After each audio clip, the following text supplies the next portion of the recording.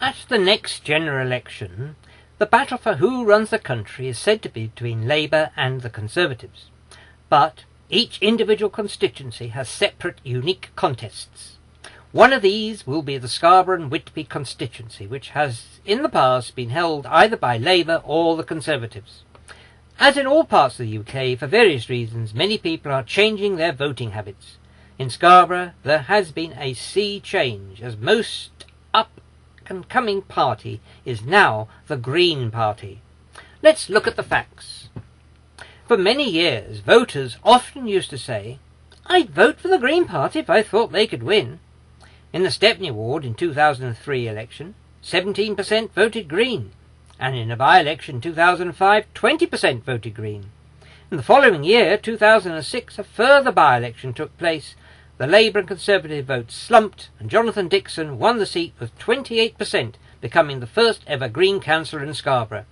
In the year 2007, when the last full council elections took place, the voters were so satisfied with Jonathan's work that his vote dwarfed the others, and Dilys Cluer, your Green Party candidate in the general election, was also elected in the same ward, and their average vote was 47%.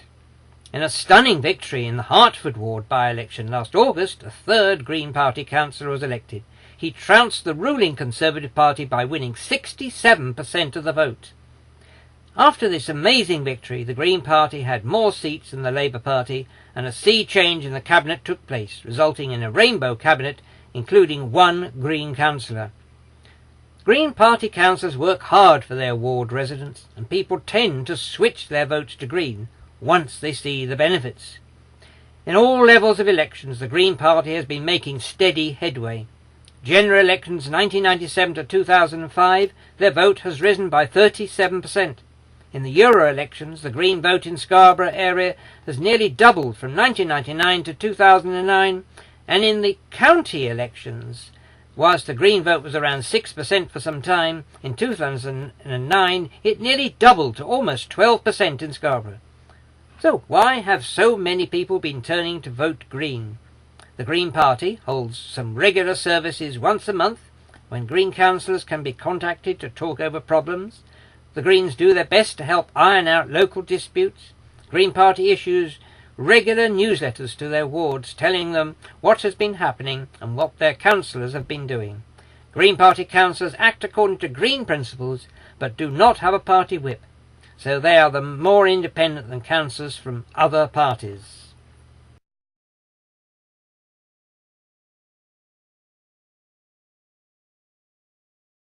I'm Dilys Cluer. I've been in the Green Party since 1979, in Scarborough since 1986, and we would do one or two things which would particularly appeal to young people. Similar to the Liberal Democrats, we would reduce the voting age to 16, we would abolish tuition fees. Thinking of the younger age group than you, we would also abolish the SATs, which we think put far too much pressure on children at school. As for supporting people when you're at university, our eventual aim is to introduce something called a citizen's income, which would be a small income paid to every citizen of right, and that would help with the living costs while you're at university. We need to look at where cuts can be made, but we're not emphasising cuts. We are emphasising job creation.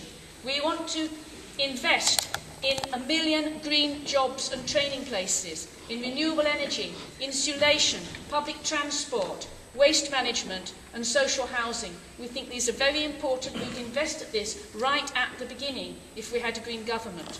But we would also reduce the deficit, and we'd do that by doing something the other parties don't dare to talk about, and that is raising taxation. We would raise income tax. Taxation at present is at a historically very low level. It's only 36% of GDP. So that's the reason we're in such difficulties with our services, because actually we're not raising enough tax. Tax is how we pay for the things that the government can best provide. And we would do it fairly. We would restore the 10 pence band so that the low earners would pay less. And we would also alter national insurance so that the national insurance ceiling would not be a ceiling. The rich would keep on paying national insurance of all their income. And the 50% tax would start at 100,000. Now, why in particular should you vote for the Green Party rather than other parties? And the Green Party is the party of the future. and you have far more future than anybody else. And the important things about the future that you're going to face, not only the economic situation, which I said we'll deal with, but there is also climate change, which is going to get worse and worse unless we do something really serious about it. And there is a thing called peak oil, which the other parties don't dare to talk about, and that is where demand for fossil fuels is going to exceed supply round about now or within the next 5 years, and that is going to make prices shoot up and cause a lot of economic problems.